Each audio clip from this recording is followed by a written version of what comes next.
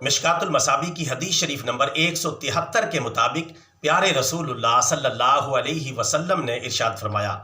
کسی روزے دار کو روزہ افطار کرانے والے مسلمان کو بھی اتنا ہی ثواب ملے گا جتنا روزہ رکھنے والے کو ثواب ملے گا،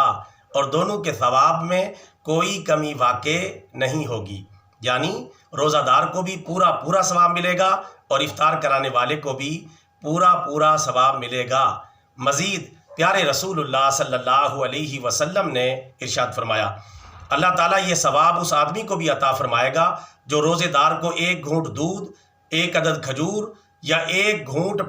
پانی سے بھی روزہ افطار کروائے گا، اور جو مسلمان روزے دار کو پیٹ بھر کر کھانا کھلائے گا تو اللہ تبارک و تعالیٰ اسے میرے حوض کوثر سے ایسا جام کوثر پلائے گا کہ جنت میں داخلے تک اسے دوبارہ پیاس نہیں لگے گی۔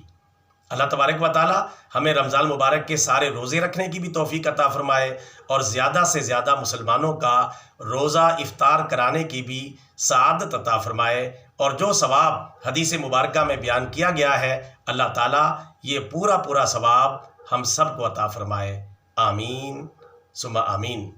برادران اسلام، پیغام اچھا لگا ہے عمل کریں، آگے پھیلائیں، بطور صدقہ جاریہ channel subscribe, video like and share, جزاک اللہ خیرہ۔